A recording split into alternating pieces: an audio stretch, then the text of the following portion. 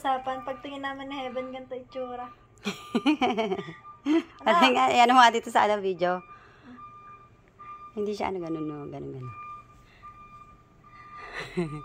Ay, pagkangas ito. Kausapin mo, sasagot. Ay, naantok eh.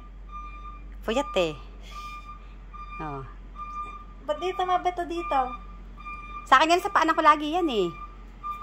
Snowy, nagugutom ka? Hoy, Kumain na yan. nagugutom ka?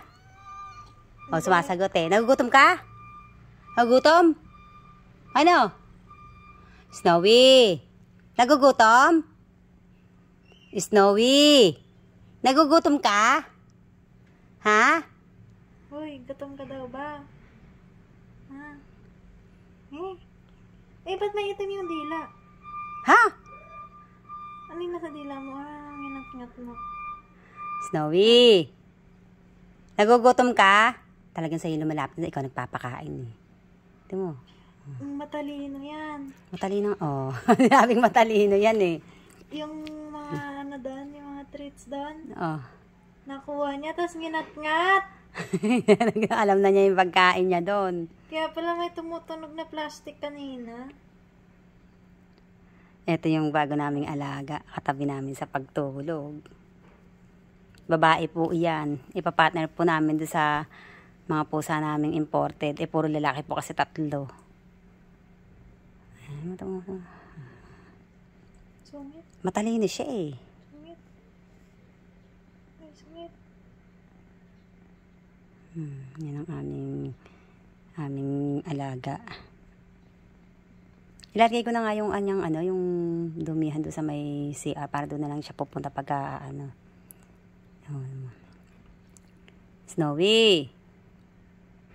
Snowy. Ano? Nagugutom ka? O kumain ka na? Kumain ka na ba? Ha?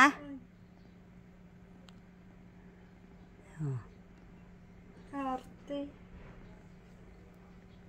Kumain ka na daw ba? Busog yan eh. Hindi na eh. Sabi mo, inano nga yung kanyang trick dun sa eh. Yan po yung aming bagong alaga. Ang amin po kasing imported na mga pusa, 3 puro lalaki. Ilang taon na ako nag-aalaga, di man lang kami na dumadami. Naisipan kong yung aking binibila ng halaman na si Jenny de la Cruz. Nagtitinda ng halaman meron siyang pusang din-display. Ito nga po, para binibenta po niya. Akala ko naman inan lang po niya. Ayan. Ay. Nabili po namin yan ng 1.5. Pero yung mga pusang nabili namin na iba, yung isa 8,000 po yun nabili nung aking anak at saka yung kanyang BF. Yun ang alaga namin yun. Ayan. Tapos yung isa naman, nabili ko sa kumpare ko, taga Antipona. Tapos yung isa, nabili naman natin sa RX Pet Clinic, Doon naman namin nabili. Yung parang ang lahi niya, parang yung Garfield na parang lukotang muka. Kaya rin lalaki pa din. Nangangagat siya, nangangagat ba? Hindi masakit. Nakikipaglaro Baka akala mo nakikipaglaro. Gumagalaw-galaw buntot Baka akala mo nakikipaglaro ako. Ito yung buntot to. Ayan siya.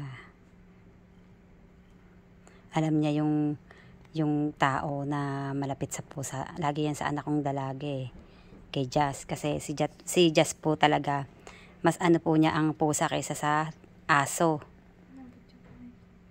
Po siya, cat lover po siya.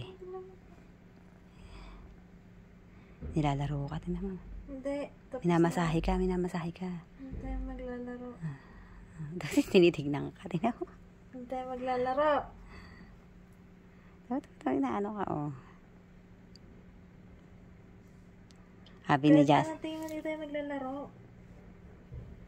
Dadalhin daw niya sa si Heaven naman. Sabi niya, si Heaven kasi taga ng po niya ng pupo. Tinuturuan namin si Heaven. Pag gusto niya ng alagang hayop, kailangan matuto siyang maglinis nung Siya tagalinis po ng meron siyang plastic. Pero may buhangin po yun yung nabibiling para sa nung niloloko namin na iuwi ni Jess sa condo. Si Jess na daw po yung maglilinis simula ngayon. Tauta.